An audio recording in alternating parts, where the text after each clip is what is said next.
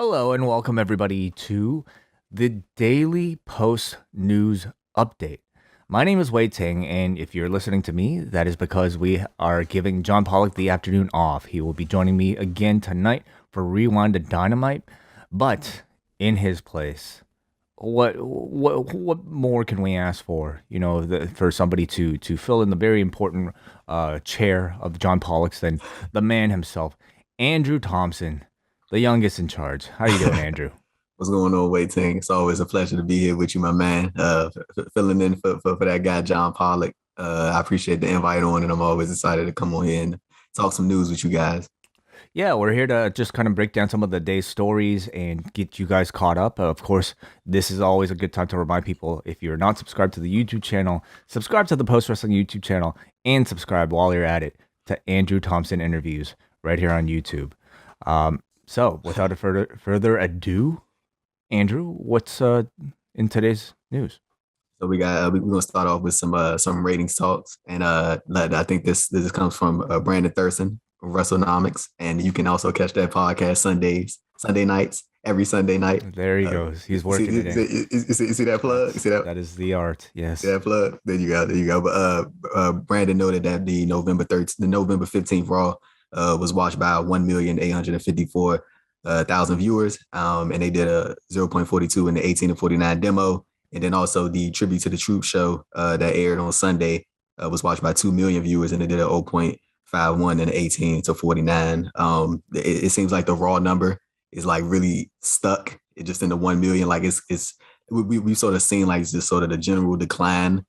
But like I was kind of surprised to see the Tribute to the Troops number be that high. I think I was kind of surprised. But I mean, did they have like the NFL football game lead in also? You told me it's honestly really off my radar, but the fact that it is on Fox, I mean, tells me that it's, and it's a pretty prime spot, I suppose. Tells me that, yeah, maybe that just kind of makes absolute sense. Did you watch the show?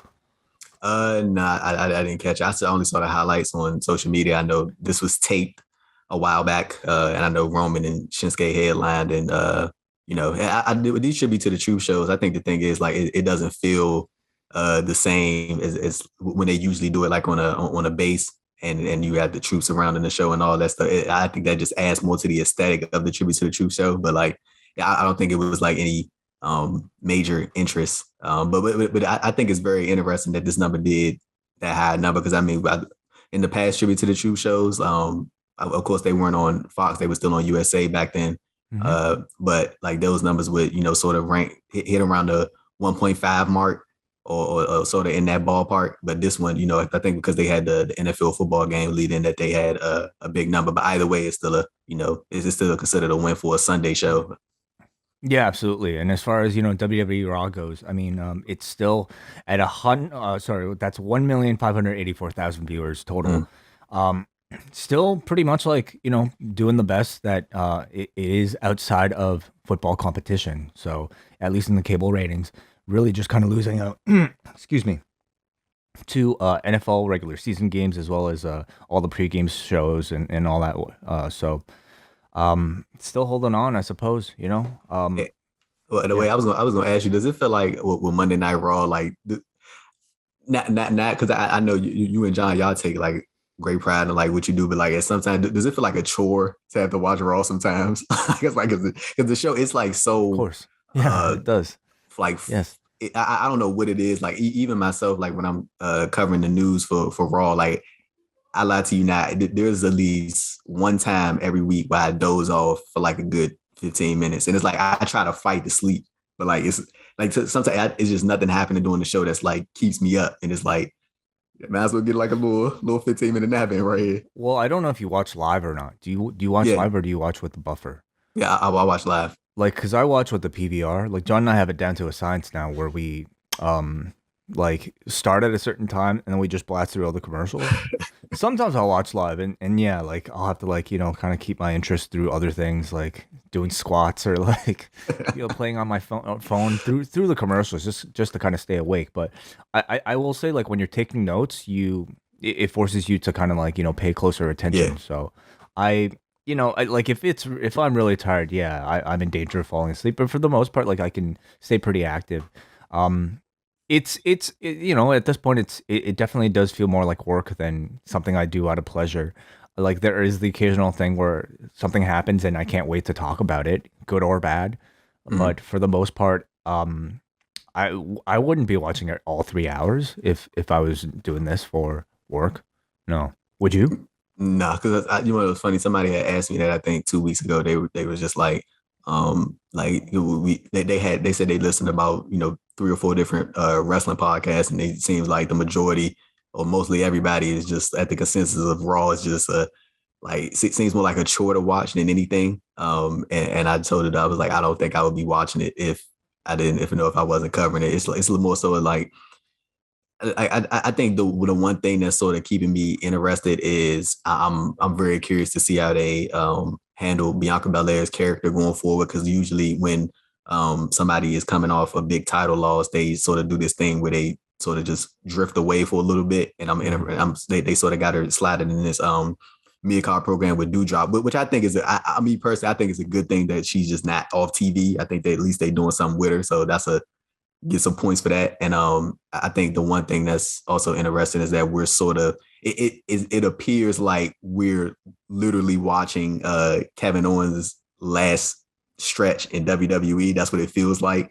And he's going full force into it. And I think I think that's one of the sort of cooler aspects that honestly that WWE has, like they didn't like orchestrate this. Like this is just we're like it feels like we're literally watching Kevin Owens' last final stretch in WWE, and I think that's an interesting thing. It's possible, or it could be him sticking around. I mean, Yeah. they are not exactly just kind of putting him to the side. They're giving him an actual push here. Mm-hmm. He beats Finn Balor. Balor, Yep. which is a pretty strong win, and they're giving him a lot of airtime. So I don't know if it necessarily indicates anything at this moment. I don't know if he knows yet at Mm. this point. But I will say, like with Bianca Belair, I mean, I can't really see anybody dethroning Becky but her at the end of this run, and so I would at least, being the optimist, think that she's simply like filling her time with Dewdrop while Becky gets some other opponents in before we get back to that rematch Mm. with Belair and Becky. But that's the hope. Do you think they're gonna before we get to the next topic, you think Mhm. they saving that for like probably a Royal Rumble, like when they go to St. Louis in January, like a big, stadium show? Yeah, I think so. I mean, part of me wonders if they can even hold it back all the way until WrestleMania, but that Yeah. seems like it's a long time, and they have a lot of big shows to fill before that. So maybe a more likely situation might be Rumble. What do you think? Because like if not Belair, who else? Yeah, see, that's the thing. When you're looking at the talent on the Raw roster, it's like I can't really see anybody but Bianca taking the title, because I think the way that she's been presented since like you say late 2020, I feel like they did a very, very great job of presenting her. She came off as one of the most legit talents in the division, and like that, somehow throughout even that loss that she did at SummerSlam, like I thought that was going to like kill all the momentum, but I don't know how. Like she's just that talented that she was able to bounce back from it, and it seems like she's sort of building up the momentum that she once had again. And like I don't know why they do that weird thing where they feel like you gotta snatch everything away from the baby face in this amount of seconds for like people to care about them. I'm like, but I think Bianca Belair has the talent to sort of just get over that hump. Well, in these situations, I always like to see like not whether or not like who has the championship, but how much TV time, how much story time are they actually getting in? They have been keeping a lot of focus on Bianca Belair. Like to me, she is still the top babyface in that division on this show. Mm-hmm. And more so than Liv Morgan certainly, and more so than anybody else on Raw, more so than anybody else even on SmackDown. So I this is a situation where I am willing to let it play out. Yeah, Let it play out. There you go. The buzzword. There you let it go. play out. But So yeah, what else we got in the news? yeah, probably one of the bigger stories that we're going to talk about during this news update is everything surrounding Kenny Omega. On Wrestling Observer Radio, Dave Meltzer has said that today Omega is going to be receiving a medical evaluation. And it was in November 2020. He did an interview on Wrestling Observer Radio, and this was a month before he won the world title from Mox. And he said that he was working with a torn labrum. And I think Omega had been working with that for quite some time. And I think that was just the first time he publicly said that he was working with a torn labrum. So I just want everybody to keep that in mind. Like think about like how like some of the matches that he's had on this torn shoulder, and he said he was trying to avoid surgery. And then over the weekend, he did like this like chiropractor type video, and he said that he's had a bad case of vertigo since 2018. And it seems like, well, not even it seems like Omega has had a great run as AEW World Champion. He's had a really, really good run in AEW overall. But like the fact that he has been dealing with vertigo on top of a torn labrum, on top of whatever else he's dealing with, and was able to put out some of the caliber type of matches that he has been putting out. I think that says a lot about him as a performer and overall what he means to AEW, and like the fact that he was willing to stick through that. Because I think most people would have been like, I got to get this fixed. Like it's no way I'm about to keep coming out here and doing this. And like, but I think at some point he was just like, this thing is probably not gonna get any worse than what it is now. Like, so I might as well just keep going. And he finished it all the way through. Like he went a whole 4 year, and he made it all the way through. So yeah, kudos to Kenny for the for going through that.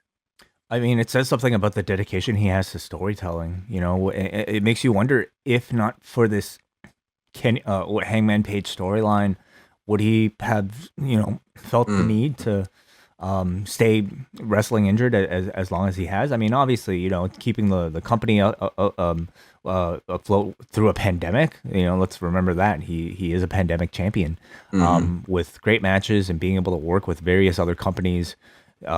I think has added a whole lot. So, it tells you a lot about his dedication. An interesting question is, he is still scheduled for a match for AAA on December 4th against Vikingo. So it makes you wonder if that's going to get changed, or if he's going to tough it out for that one more match. I can definitely see him I can see him wanting to tough it out for that. I don't know if he'll get the approval, because I think at some point AEW on their side, they got to step in and protect their investment, because he is an investment. Like I think everybody that you sign is an investment, but he is, but this isn't exactly the type of injury that has, like, I mean, he's been injured. He's been working. Yeah, he's been injured. Yes, yeah. So now, like, do they care enough about the relationship with AAA and a AAA that's given him, this championship to hold for the better part of a year now? I mean, Kenny's provided a whole lot of value to AAA as well. I at least on the surface, from somebody looking from the outside, that I could see AAA not being so happy to have their belt not be dropped, but. It's interesting because this is a story that's become a lot more public since the Page match, and will Tony Khan maybe buckle to public pressure to perhaps give Kenny that time off? I mean, he's going to, but to do it early before the AAA match. Yeah, I think that's a good point. Like he has been working this whole time, so I mean I can see why it wouldn't be an issue if he were to go and defend the title at the Triple Mania show. Yeah, you said December 4th. I think that's the same show that FTR is going to be defending the AAA World Tag Titles against the Lucha Brothers. Because that finish that they had at Full Gear, it was like it was a bit of a dud. I wasn't feeling it. Yeah. So did something not come out, Andrew, about Dax being injured? I think I saw something along those lines. I believe I think it was Fightful. Fightful Select. They have reported that there was. So I remember they reported there was something involving Ray Phoenix, and I think he I think he must have stiffed Dax Harwood, or he did something to him really hard that led to some type of like not I don't want to use the word heat, but more so of like just like okay. I have it. This comes from our friends at Fightful Select, who says cool. Fightful Select was told by AEW sources that Dax Harwood was either knocked out or nearly knocked out about 10 minutes into the match by Ray Phoenix, and was sidelined for a good portion of the remainder of the match. Ray Phoenix has been known to work stiff in the past, and some talent on the roster took issue with him not checking up on Harwood afterwards. We're told this wasn't considered major heat, but the talent we spoke to said it was common courtesy to check in. So, all the Phoenix stuff aside, I mean, it does tell you perhaps why it was so awkward, the ending for that particular match at Full Gear. But any thoughts, Andrew, on the rest of that report from Fightful? I think it's pretty much like it read in the report, like it's common courtesy. If you ding somebody, you should probably check up on them, make sure they're okay. But like going back to the finish of the match, it was it was very odd. I feel like it sort of took a lot of momentum out of the work that they were doing. I understand that you want to get to a point where, okay, we still got this rematch coming up. So like you don't want to like decisively beat anybody, but it was just like a weird type thing. And I don't think it like really resonated with a lot of people. And once it was over, I think people were just like, whatever. Mm-hmm. What else was in the news today? Something that you actually brought up before we started recording. One Cody Rhodes decided to delete his Twitter now. I think we all know I am one who I like to lightheartedly make fun of Cody Rhodes more so of because of the promo that he cut back in May, I believe, and that's one that's going to stand the test of time for sure. But he deleted his Twitter. I think he said this on Busted Open Radio, and he actually told people that he was going to eventually delete his Twitter. We seen the Young Bucks do the same thing, and they deleted their individual Twitters and formed one collective one where they have somebody actually running for them. And I think it's just some of the negative comments that can become too much. Like at the end of the day, either way you shake it, whether you agree with some of these people or not, they're still humans. People got feelings.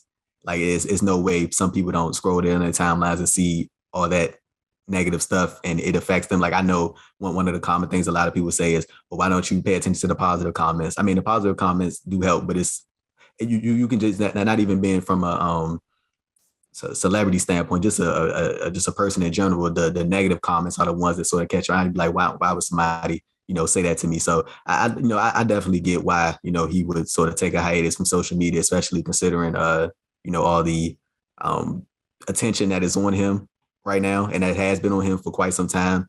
All the stories floating around, like he even addressed it at the I think it was at the homecoming show, about the story about the infighting EVPs and people having their various opinions on that, and the promo I referenced back in May, I believe it was. So yeah, man, I definitely understand why somebody in this position and with the amount of attention on them would delete social media, because I'm sure at some point it's like, okay, this is becoming too much, and the only logical thing for me is to separate myself from it, so I won't have to even have the opportunity to have that stuff on my mind. I think it really says something when you're somebody who, you're like a Cody Rhodes, and I don't even know how many followers he had, but I imagine it was quite a bit. You're holding within your phone this incredibly powerful tool that like so many people in his position would just, kill to have, and to give it up because of so much negativity that this person is constantly exposed to tells you exactly how bad this probably was, and how much something like this weighs on him. I mean, in this, I think especially goes for people who consider themselves very creative and considers themselves artists, and somebody like Cody, who I think from his work is a very detail oriented person. You see it in his wrestling, you see it in his acting, you see it in his promos, as maybe as ineffective as perhaps that one was to us. Yeah. He's somebody who thinks about it a lot, and I'm sure he's also somebody who thinks about criticisms for those things a whole lot too. And if you're an artist, I mean, this sort of stuff is going to be there to stop you from being creative, and it'll get in your head the next time you try to make something that it feels authentic to yourself without thinking about other people and their opinions. So I'm totally in support of stuff like this, especially once people realize that it's having a negative effect on themselves. Yeah. I'm a huge fan of the mute button. I'm a huge fan of lists, Andrew. I think, social media is like really powerful and it's great, but I think we also have to remember to control it rather than to let it control us. And that includes finding ways to use it to our advantage and not having it, basically just, dictate our thinking and our everyday lives. And for me personally, I've loved Twitter a whole lot more ever since I've unfollowed everybody and I've just put everybody into lists. So I have like a wrestling list, and so I still keep up with you. I still keep up with everybody through like, my wrestling list. I go to it when I want to see wrestling news. I go to, for instance, like Marvel. Like I go to my Marvel list when I want to see it. Oh, that's cool. And yeah. That's instead of having it shoved into me every time I load up the app. You know what I mean? Like just to be mindful and to be conscious of how you're using social media, I think is really important. So Glad we could talk a bit about that, but we should note that Cody has decided to move him to his social media presence to Instagram. So he's not giving up Instagram. He's There moving you everything go. to Instagram. Is it Andrew as the youngest in charge? You tell me, like, what's the difference between Twitter and Instagram for situations like these?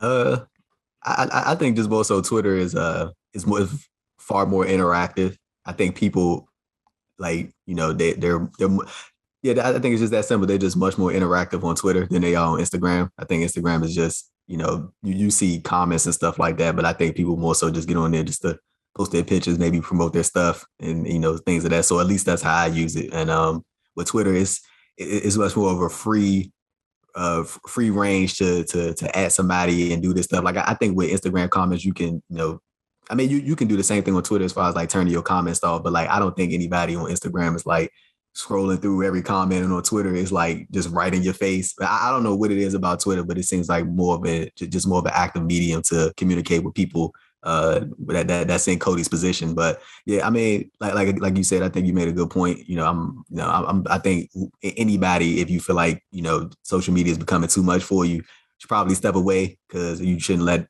like any type of social media platform or anybody on social media sort of run you or control how you move, how you act on certain platforms. I think it can be it can be a platform. Speak specifically about Twitter. I think it can be a platform sometimes where people get kind of carried away on it a little bit.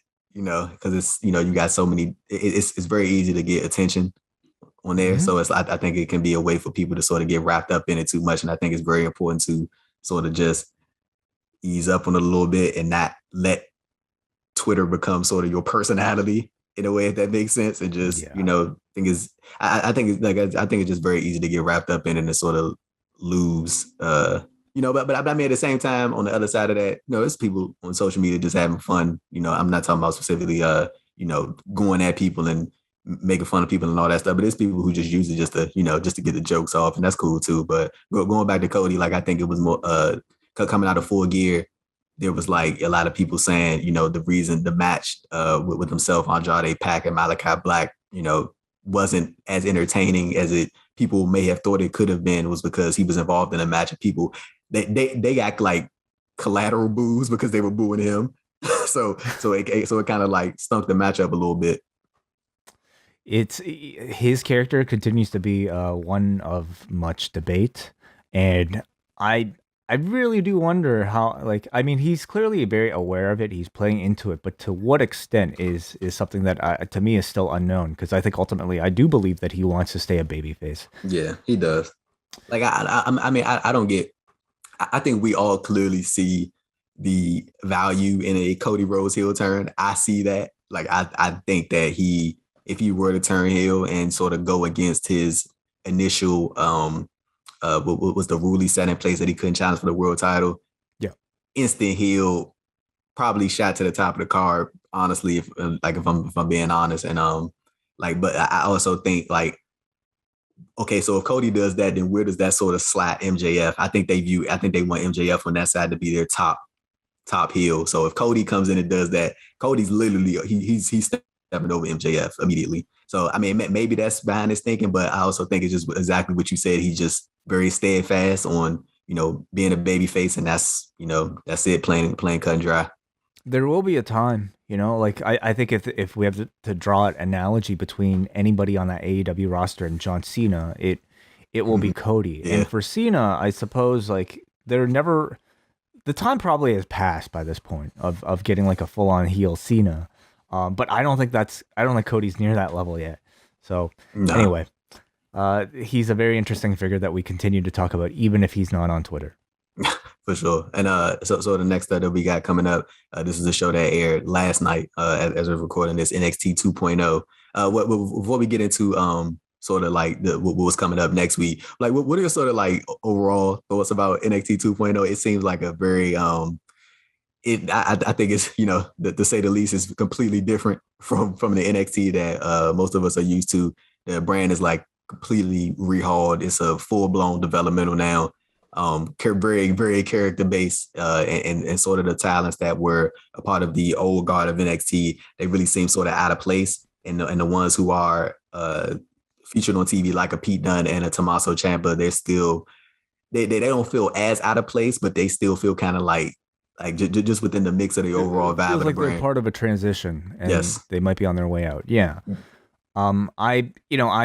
I find it interesting to watch strictly from like a developmental standpoint to see Hmm. how people are progressing like to play talent scout it makes NXT 2.0 kind of fun to watch, but as a wrestling match based show as an in-ring product, I mean it's gone. Like it's not what it was whatsoever.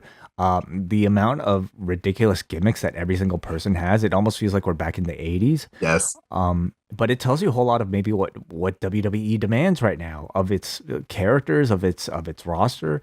I do understand the philosophy. You know, you want to drag personality and you want to see what this raw talent straight out of, I don't know, college or like whatever athletic background off of the football field, what they can do if given a role, like an actual role, and what they can create on their own with an actual role and an actual storyline. So for that reason, I think overall it is more beneficial to what their aims are.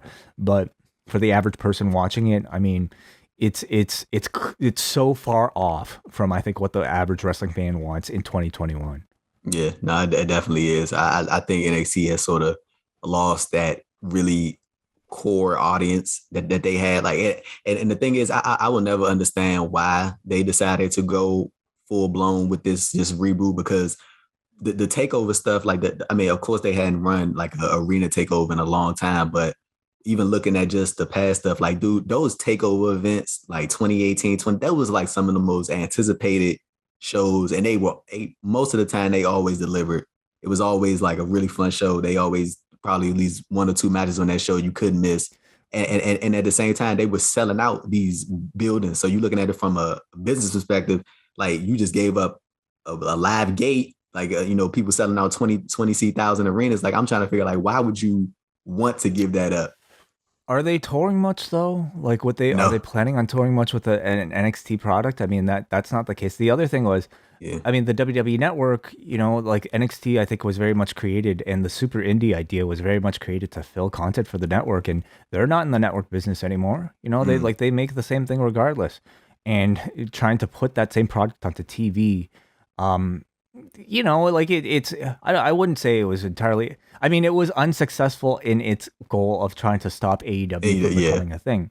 As this rundown, stripped down, I should say, NXT 2.0. I don't even want to say stripped down. Different NXT 2.0. I mean, the ratings are comparable to what they were doing before. Mm. Like, so I wanted to ask you something. Wait, do you, if you're Triple H, do you even want to come back? Like, do you even think there's a point in Good coming back? question. It's a Because very like, interesting question. I was thinking about it, I was like, I think what AEW is doing, like right now, like they are on fire. To be honest with you, that they really are. Like, I think that is what Triple H had envisioned for NXT to be, like this live weekly touring brand, city to city, like with the biggest names in wrestling, and just but now NXT is what it is. Like, like, so yeah, basically what I was like I mentioned, like, is there even a point in coming back, or would you personally even want to come back if you were in this position? Well, I mean, I guess what is the alternative for Paul Levesque? Like, what do you think he would be doing if not this? uh, I know he's like, he has the company label as an executive. I don't really know what that entails. Right. But I know it's more so directly related to NXT because he is the founder of NXT. So Yeah, it's his baby. I imagine he'd want to come back and have a role. I imagine he's still very much involved behind the right. scenes, with a whole lot of things. But I think ultimately, like creative is to me still like what he's probably best at. And I think right now he's just going to be doing it a lot more with Vince McMahon's influence. So I think there's no doubt like the past year has been terrible for his I suppose public perception of power, but nonetheless I think being in a position as Vince's avatar within an NXT like it is still a better position than he would be able to find himself in outside. Yeah. No, for Yeah. sure. For sure. Like, with the NXT 2.0 stuff, I do enjoy the Tony D'Angelo character. I think that's kind of for like the Italian mobster thing. I don't know why. Like that. The thing is, I think people initially saw it as like, oh, let's sarcastically root for this dude, and then like it organically started to resonate with a lot of people. So now he's being featured more on TV, and people actually like him, and he got the whole hairdresser thing that people love doing. I think that's funny, and I actually enjoy that stuff. And then Braun Breaker, I think he's good, and I like how they're sort of referencing, his family, Rick and Scott, but won't directly acknowledge it. The big talk, I would say, coming off of the show last night was Tommaso Ciampa delivering the line about Braun not having 33 and a third chance. And of course, as soon after this, Samoa Joe was trending. I mean, he is right there, everybody. Like you could bring him in, and I'm sure that scene would be a whole lot of fun to get him involved with Braun Breaker as well. But any thoughts on NXT 2.0 from last night? We got I guess semi-official challenge of an NXT WarGames match between the women here with who we got? Io Shirai on the babyface side. We've got Cora Jade. Mm-hmm. And then we've got Raquel Gonzalez taking on Toxic Attraction along with Dakota Kai. So presumably at least one more name, I would think, being added to that mix, or it wouldn't be 3-on-3. So maybe two more names, two to three more names added. I think they definitely probably going to add maybe at least one more name to the babyface team. Because I probably think that position was probably slotted for Zoe Stark. But as that good man John Pollock reported, he was first on it that she was out of action. I'm not laughing at her being injured. I want people to think I was laughing. You're laughing at the scoop, right? Yeah, but with the War Games show, it's like I don't really find any like big excitement for it, like because it just doesn't feel the same. Like it's like thing just got thrown. Like, hey, we're doing a War Games show December 5th. Make sure you watch it. Like it doesn't seem like anything's like that hot for it to be War Games. They're just doing War Games to do War Games. It's kind of like how WWE does TLC every year, and this forced, hey, it's November, so we hate SmackDown. You know what I'm saying? Like they do this stuff all the time. Like where they do these like just natural WWE habits, and it's like I think NXT sort of getting into the fold of that where things are just going to be happening just to happen.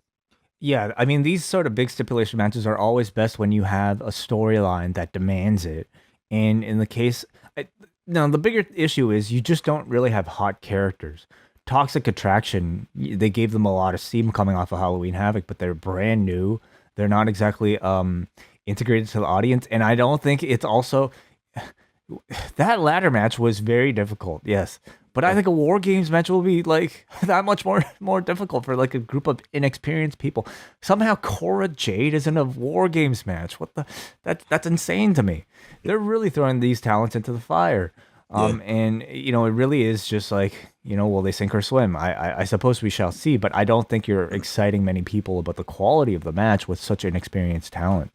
I think you hit the nail right on the head. And I've said this quite a few times, not necessarily about NXT, but just certain different things in wrestling. Like, the only way you really can find out how certain people are going to fit in terms of this brand and what they can do is if you throw them out there. And like, if they swim, they swim, and if they sink, they sink. And I think that's sort of their mindset is like, the only way we're going to find out if these people are going to step up is if we throw them out there. And I don't think that's a good way to go about it. But I mean, I think that's sort of clear as day that that's their philosophy and how they're going to be going about things going forward.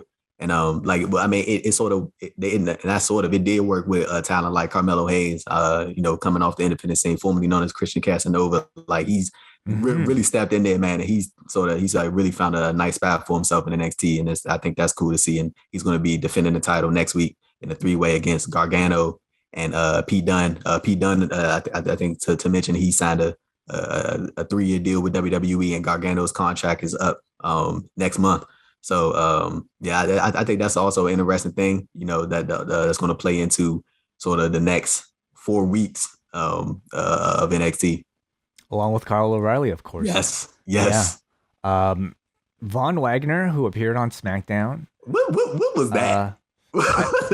Dude, I don't know. He's Adam Pearce's bodyguard, and it was mentioned here on NXT last night where Kyle basically said, "Saw you on SmackDown last week as Adam Pearce's bodyguard." I don't care about that. Like, and then they just kind of move on. So, um, I to me it just seems like it's another case of like a last minute decision to like pluck this person out of their storyline in NXT, and then this might be the Von Wagner simply finishing up. Who knows? Maybe he won't even be on SmackDown this week. He gonna take Sami Zayn's spot. Yeah, very likely. He gonna Damn, take Sami Zayn's spot. can you imagine just jumping in like right off of like? That's rough. That's rough, man. Oh my! But again, like you said, it goes to their thinking. You throw them into the deep end and see. The problem is though, it's like once you are exposed to the audience, I mean, like people will kind of make their mind up on you. And is this the best way to like? Imagine if Bianca Belair was like, a half a year into the company was like brought right into the main roster. Like we wouldn't have Bianca Belair like That's the way true. we have today. That's true. That's very true. And I also just to quickly mention Tamara Mr. Stock was in attendance last night. She was the first Black woman to win gold at the Tokyo Olympics, and I think that's like more in line with who WWE is going to be looking at going forward because she's very young, and I think they are sort of bringing her to these shows to sort of like, hey, we got our eye on you type thing, this is what we're going to be doing. We hope that to get you back in the future. And I think I don't think this is going to be the last time she pops up on WWE TV. I think she was at SummerSlam alongside Gable Steveson. And as she's back on NXT. So I definitely don't think this is going to be the last time we see her. And I think that's more so who WWE is going to be going after. But people on the independent scene, I think they're probably going to be going after people who have like, 5 or 6 years of experience. So WWE can bring them in, sort of wipe away what they learned from the independent scene, what they view as bad habits, and then, turn them into what they think that talent should be or what that talent could be from their standpoint. Absolutely, yeah. I mean, they've shot a .com interview with her already for WWE. Yeah, that just went up yesterday, and I'm sure courting her very much the same way that Gable Steveson has been courted. So it seems to be the progression right now. You win the Olympics, and then maybe get a WWE contract. So exactly. let's see here. One last thing from NXT last night, unless you have more to say, but I very much want to get your thoughts on the poker game that we saw between. Brother. Man, what did you think? So I was on my phone for most of it. Like I would just pop my head up every once in a while, to see what's going on because it kind of dragged a little bit. It's just another thing about this new version of NXT, and of course, big shout out to Davey Braden and John Cena, who I think they covered the show last night. Or Davey and John did.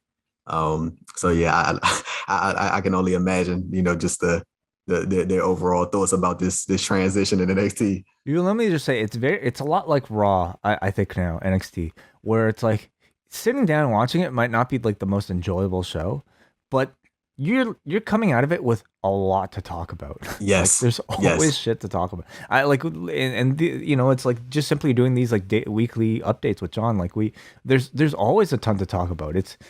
So anyway, are you a poker player? Like, do you play poker? Do you know the rules of poker at all? I know somewhat of the rules, but I'm not that familiar with poker. So if you didn't watch this, everybody, they basically exactly shot this like it was Poker Stars. Like you got to see like like each player's hand. They put the little graphics on the screen, like all that. I thought was done really well as like a replication of like what a Poker Stars or game might look like on TV. I thought they did great, and the whole gimmick, everybody was like, basically Cameron Grimes bluffed his way out of like a terrible hand to beat Duke Hudson in like one game, and Duke Hudson got so pissed he started attacking Cameron Grimes, and I didn't like the idea going in, and certainly it's not the type of angle that's going to make me want to pay for a pay-per-view or even subscribe to Peacock or something like that, but I thought it came across a whole lot better than I was expecting, as a way to lead up to this angle. It's a stupid idea for a match. These two, like it's a comedy reason, but I did find it one of the more captivating and entertaining things on the show. Yeah, So like I said, I was kind of like checked out for most of it. Like I was just looking at my phone and then looking back at the show. But when he went outside, when he attacked him, sort of put everything down, and I saw he was about to cut his hair, and he did cut his hair and shaved his beard a little bit. So I think we can assume that Cameron Grimes is going to come back with a new look, maybe in a couple of weeks from now or next week. Or simply to set up a loser loses their hair match. Hair match, yeah, So, yeah. yeah. You want to know something? And I know we're still talking about the poker game match, but this had came to my mind when I was watching NXT. I had forgot that Andre Chase was Harlem Bravado. Mhm. Like I legit forgot that. He'd been at it for a long ass time. Like he was like in ROH, like with Bobby Fish and O'Reilly and Adam Cole and Tampa. Like he was like I legit forgot that he was that he was like I forgot that he was Harlem Bravado. He I forget Days in Evolve and stuff like that. It's kind of crazy. I remember when I first saw him and they said I was like, who the hell is Andre Chase? Like I did like, and then I remember when I looked him up last night, I was like, that's Harlem Bravado. Like I don't know why he like I don't know why like that was like a big thing in my head, but it was just different. His look is entirely different. The gimmick is entirely different. But yeah, no, it's he's somebody who appeared on the show yesterday and basically just kind of took a loss to who did he lose to at this point? He lost to Zion Quinn because that was to set up Santos Escobar's return. Yes, that is correct. Yes, the return of yeah. So I mean, he's got a gimmick. He gets plenty of airtime on the show. Is it the type of gimmick that I could see Vince calling up? Perhaps. Yeah. I mean, the guy's tall enough. Vince probably has a frame of reference with the whole Bobby Knight deal, and I think it's a character that I think can actually fit directly on Raw, which is I think the intent with a lot of this goofiness. Like who can Vince actually use on Raw? We're making movies, pal. We're making movies. The sad thing is like somebody like any of these characters, Tony D'Angelo, like I think will get more use on the main roster than Keith Lee when Keith Lee was just Keith Lee, Yeah, that's true. When Karrion Kross was just Karrion Kross, they're going to come up and get these ridiculous gimmicks anyway. So why don't we just start them off with that? That's very true. I think you had a fair point. But the sort of the last news topic that I got for today is the lineup for tonight's AEW Dynamite live from Norfolk, Virginia. Hangman Adam Page's home state. His first appearance as AEW World Champion. I think he's going to get a massive reaction. I think that's very fair to say. In tonight's lineup, we got Bryan Danielson in action. That's actually Hangman Adam Page's first challenger for the AEW World Title. Danielson is going to be taking on Evil Uno. We got the acclaimed Max Caster and Anthony Bowens versus Dante Martin and the returning Leo Rush. Condolences to Leo. He lost his grandmother recently, and I think he took like a couple of days off to go be with his family, but he's back now. We got the Butcher and the Blade versus Orange Cassidy and Big Tom. Big Tom is here. He's here, Way. Big Tom is here, Way. I'm very excited about Ishii, man. I'm so interested to see like just the interaction between Orange Cassidy and Tomohiro Ishii. Like, are they planning double team spots right now? And what's that going to look like? Gotta be. Is Ishii going to put on the shades? Hey, wait. I was kind of surprised by like sort of the, I don't want to say lack of promotion, but like, oh yeah, here's Ishii on Dynamite, and like it's one of those things where I'm sure like this all just came together like last week when they announced it, right? And yeah, I mean, if it was longer, like Okada, I do feel like they're taking their time, sowing the seeds a little bit longer. I imagine we'll maybe get a bit of an update on that too, whether or not Okada might be making his way into New Japan. But I imagine a lot of this is coming in kind of last minute. Right. No, I agree. Hey, so before we get into the rest of the card, I just remembered this. Do you have any like sort of speculation or predictions for the Owen Hart Cup, or what you think it might be? Or because Tony Khan did say that it was going to be a different tournament, so I'm not expecting it to be like single elimination. Maybe it'll be like a round robin style type thing, type of tournament. Yeah, I think I don't know how many variations on a tournament you can really have, other than maybe round robin or single elimination, or I mean, like trios tournament wouldn't really make a whole lot of sense for Owen Hart. Like I picture something being just a singles based, but Round robin tournament, I think would be a lot of fun. Yeah. What do you think? Yeah, I think it probably more so likely be a round robin style tournament. Like I think that's probably just the way to go. Is to be something different, and then maybe they could do it towards the well, we are at the end of the year, but maybe they can start at like late November, and then that way with the win loss records, like everything would just be reset. By the time the tournament's over. So like that way, you can have people take multiple losses and stuff like that, and then not really have an effect on Tony Khan's plans for them post this tournament. But yeah, we got Nyla Rose versus Maybe Sheeta. maybe only brothers can participate Only in the brothers. tournament. Yeah, but I would see with the Owen Hart tournament. I think they should probably have one. I would say one surprise in there, one surprise name who isn't contracted to AEW. I think that would be like just to see people something to look forward to. I mean, I think people looking forward to the tournament overall already, just because this is the first time that Owen Hart's name is being affiliated with a wrestling company on this this Jeez. scale in a sense that that Martha Hart is approving of. Well, I just had a thought. Like, who's going to be a free agent possibly by the time you get Kevin there? Owens. Yeah, Kevin and I Owens. mean, God, like it's not, he wouldn't be able to use the name, of course, but I mean, everybody knows the attachment that Kevin Owens has to Owen Hart, and what a better inaugural winner of He the named his Owen Cup. son. Yeah, Yeah. exactly. That's almost like too perfect, and I don't know if there's anything, like Yeah. it Chef's might kiss, just all man. be coincidental, but God, that would be perfect. Like you want to know what I was thinking? Like I think I already got this like made up in my mind way, and I Oh, think you that's have why I believe fantasy it. booking here from Yeah, Andrew.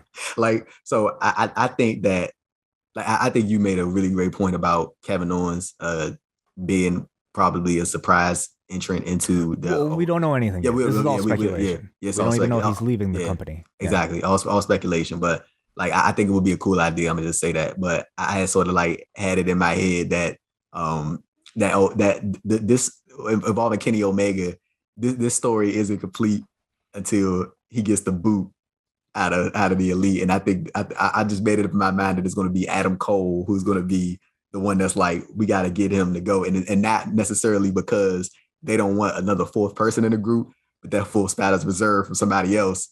And that Love being it. that being Kevin Owens, and then they reform Mount Rushmore, and then we get a babyface Omega coming back, and maybe they can run the tag team with him and Page again, like against the Bucks or Omega or the Bucks or Owens and Adam Cole. Like I had this like I love it, Andrew.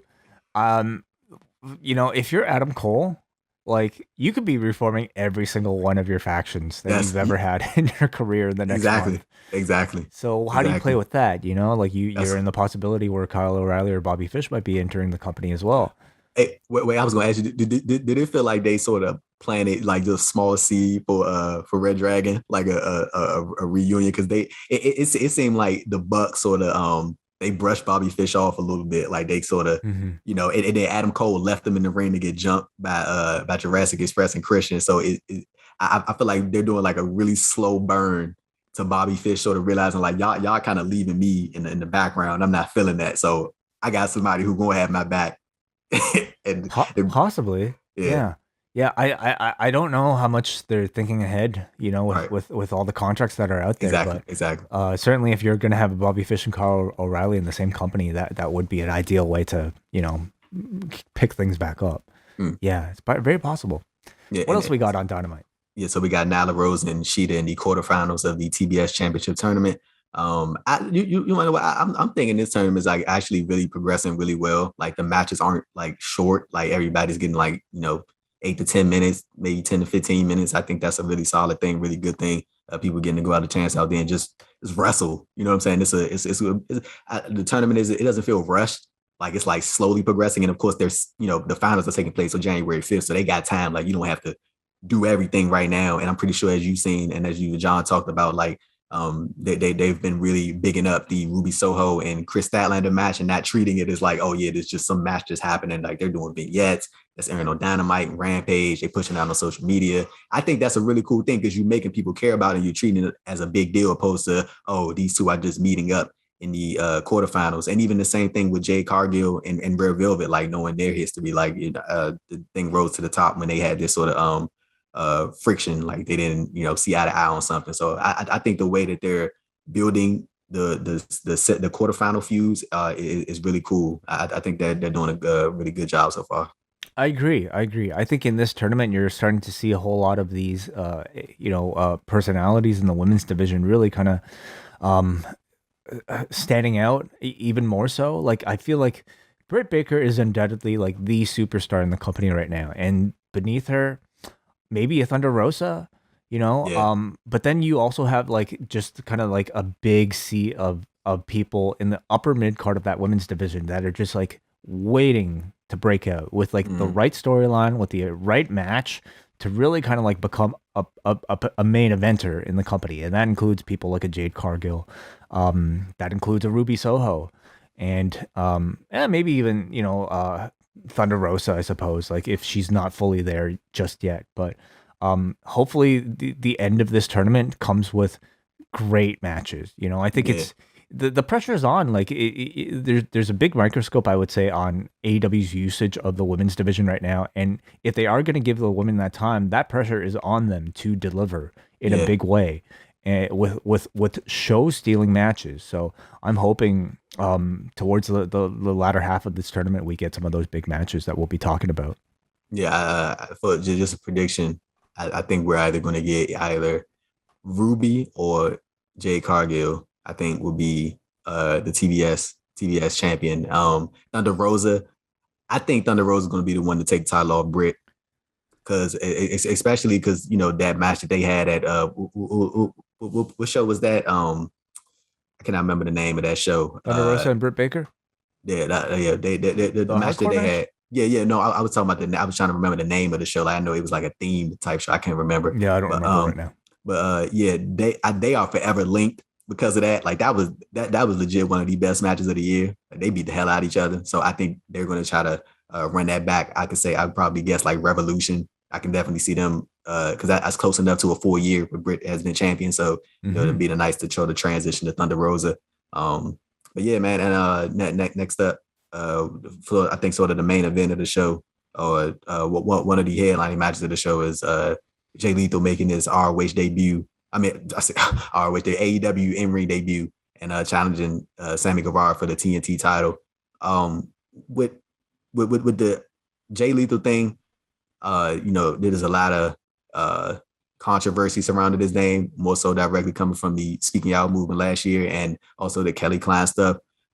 Me personally speaking, I'm all the way good on Jay Lethal. I'm not interested at all because I feel like that the speaking out stuff should have been addressed or have been cleared up before you bring somebody in, especially when you got like when you bring somebody in and they immediately got this cloud over them and you just don't address it, or more so from legal standpoint, should have I think this stuff should have been addressed, or should have been cleared up at some point, before any type of debuts or anything like that. And I know that's ultimately Tony Khan's decision to sign and bring him in, but at the same time, it just I'm just not feeling it like at all. Like I'm not in on it. I don't think it's a good move, and especially considering like everything that's surrounding him right now. Like I said, from the speaking out movement and even the Kelly Klein situation, I just don't think it's a good look.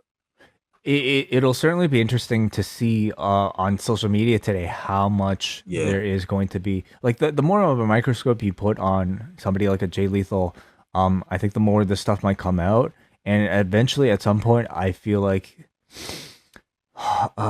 either the company will have to address it, he will have to address it, or people will just forget about it. mhm. Like we've seen people that have kind of made their way through allegations and continue to be used on TV, and some of these things just no longer be brought up because people aren't listening, or just nothing is done.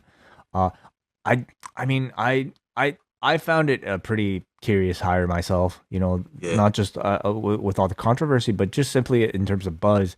I don't know if like Jay Lethal is at the top of my list of like people that I would have picked up from Ring of Honor to fit into an already very crowded roster in the yeah. company. So will be interesting to see what the live reaction is to him, and certainly what the online reaction is to him, and how Yeah. AEW might respond. The online reaction, man, from what I've seen so far, is like primarily just people are sort of fed up with people that were named in sort of the speaking out movement and just other allegations as well, sort of trying to make their way back into the fold. Like we've seen Travis Banks do it over in Mexico when Bandito booked him for his show. I think Marty Skrull's been wrestling like in Puerto Rico. People who were named in these things sort of slowly making their way back into the fold. And Jay, just specifically speaking on Jay Lethal, like I said, it's sort of a real questionable time to bring him in, considering nothing has been addressed since I think his initial statement last year. Like I even remember, I want to say about 2 months ago, I had the opportunity presented to me to interview Jay Lethal, and at the time, the allegations weren't even on my mind. So I was thinking, okay, I'll set up the interview. That's cool. And then I remember the middleman was just like, uh, and I want to make sure I phrase this right because I don't want it to seem like, oh yeah, you better not ask him about speaking out, like because it wasn't like that. It was more so of like, hey, you mind keeping it positive was the word that was used in reference to speaking out because I had just interviewed Roxy and me and her had a conversation about speaking out and she her interactions with Joey Ryan she spoke of that previously but she further elaborated when I spoke to her and I like it, when it was brought up to me like, hey, let's keep it positive. I immediately came to my mind, like it came back to me like the allegations that were against him because I had even wrote articles on the site about JB for my news updates because I wasn't thinking about that, but then when he brought it up, it was just more so of a thing where I can't, in good faith, like have him like interview him and not ask him. Like I just, because I know that shit would just like it would bother me so much to the point where I don't like it would just irk my nerves. So I just told him like I don't think it's a good idea for me to interview him because I gotta ask him. Like if I get him on here, I gotta ask him. Like I can't like not ask this dude. Like it's like the big fucking elephant. You know what I'm saying? Like you gotta ask. And Mm-hmm. that was just more so my thinking about it. So I just I was just like I'm cool on the interview. I'm good on that. I'm gonna pass, hard pass on that. But yeah, with Lethal Man, like I said before, I think it's just a questionable hire, specifically at this time. And since nothing has been addressed by him, I just I don't really get it. But they're going through with it. So So I will say, I think it's one thing if like this was a different company that was hiring Jay Lethal, but I do feel like AEW has had a bit of a record in, addressing these sort of public things. I mean, they've been things that have been happening to employees of theirs. Like they've addressed accusations about employees mhm. that are under, but I don't know if they've ever hired somebody who has previously been accused. Yes, So something like I would hope that they've considered this and so in their minds are okay with hiring Jay Lethal despite the allegations. But certainly like the fact that this has become a bigger conversation coming out of this tells me that there's a lot more public interest in wanting to hear something directly about his hiring. So Tony Khan is interviewed pretty often, and any of the executives in the company are interviewed pretty often. So I do wonder if there'll be more questions asked of this in the for future. sure, for sure, for sure. But yeah, the AEW they other than that, like they got a solid lineup for the night. Hangman's first appearance, like I mentioned. I'm excited to see how they sort of get to him and Danielson. I think that's gonna be very interesting. Hey, wait, did you see that video with Brian where he got interviewed on Sammy Guevara's blog? No, He no, I didn't. so he got and the thing is I think Brian was being like very serious. Like he came off I think that some people he may have came off as like very jokey, but I think he was being serious. He was just like Sammy was trying to ask him about like, hey, you were a big inspiration for the vlog. Danielson was like, people shouldn't be wasting their time doing vlogs. He was like, we depend on young people to sort of save the world, and all they doing is recording videos and making vlogs. He was like, don't watch the vlogs, go and live your life, and that's worthy of your own vlog. And he was like straight faced, like all the way Wow. through. Like it was like he cracked a smile here and there, but like I think like even Eric Stevens who's with Danielson and ROH, she was like, man, this dude has not changed one bit. Like because he just came the way he came off was just like that like very disappointed father figure. Like he was like, y'all got me on here doing vlogs. Like we depended on y'all to save the This is the world. man who was on a reality show. Come on. Exactly, exactly. But if you get a chance, like the video is like floating around. Like if you get a chance to see it, it's kind of funny because I think Ty Conti was there and Anna Jay was there, and Sammy had asked Ty. He was like, she was like, I'm recording a vlog, and she was like, do you not like that? And he was like, Brian Danielson's more of a tout man. I think we yes, realized. very very much Yeah. so, That's the new very much so. gimmick, you know. He's like it's old man Brian Danielson versus millennials. Or this is not even millennials. What are you? Like what's your generation called, Andrew? Is it even I think I'm a millennials? millennial. I think I'm a Oh, millennial. okay. Well, what's the Yeah, generation even younger than that? Gen Z is that what that is? Is it Gen Z? I thought Gen Z was millennials. Okay, whatever. Yeah, I don't know. Hey, well, real quick before we get out of here, wait, what do you think? Do you think MJF is next for CM Punk? Oh, MJF and Punk. Or do you think Punk is turning heel? Like the way Punk's on the act, I think he leaning. I think he about to switch. I think there's definitely something with the potential CM Punk heel turn. I think they're going to delay it though. I think there's still a lot more programs for Punk to work just as a fresh babyface. I also would love to see a continuation of Eddie Kingston versus Punk, but that's also Mm, a feud that I can see them revisiting down the road. But in the meantime, MJF versus Punk, I think that sounds great. But who wins that one? I don't. I wonder if Punk should be losing a major feud until like he goes up for a title challenge. Um, and I don't think MJF should be losing any feud at all. yeah, He feels hotter than ever. yeah, the So best match on the damn show for a yeah, in gear. my opinion, yeah. Yeah, So I mean I see Paige for MJF in the near future. mm, yeah, So, but yeah, in yeah, the I agree. meantime, I man, they could do it. Yeah, it'd be awesome. Of course, we'd Yeah, all love to see it. maybe he had to go through Warlow first, and then you can sort of delay that. You That know. is right. That is Mm. right. The match that was supposed to be on Those are, Tony yep, Khan's list. yep. There you go. There you Yeah. go. Andrew Thompson, we've gone long today, but Oh man, it's been very enjoyable, and I'm sure the audience has appreciated it nonetheless. So thank you so much for taking the time out of your schedule, out of a day where you're supposed to be just enjoying Dynamite and not having to work at all. Thank you so much for taking the time. And where can people find more of you? they can find me at AD Thompson underscore on Twitter, the Andrew Thompson Interviews YouTube channel. You can check out the written work over at the Post Wrestling site, along with me, John Pollock. And big shout out to John Cena, who's covering AEW Dynamite, MLW, doing a lot of great things on the site. The shout out the shot in the dark show. I don't know how he does it. So yeah, big shout out to Cena, man. Cena is a good dude.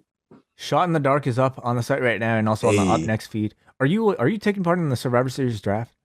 I don't think so. Not this year. Me Not this year. neither. No, not this year. I just unfortunately a bit busy. Mm. I'm sure for the both of us, but you can catch that tomorrow. It's going to be crazy at twitch.tv/Up Next Always a podcast. fun game. Always a fun game. Always a fun game. Yes, and I will also be joined by Davey Portman on tomorrow's edition of the Wellness Policy, available for all patrons at 3 o'clock Eastern Time, live on Zoom with me and Jordan Goodman, talking about the concept of community.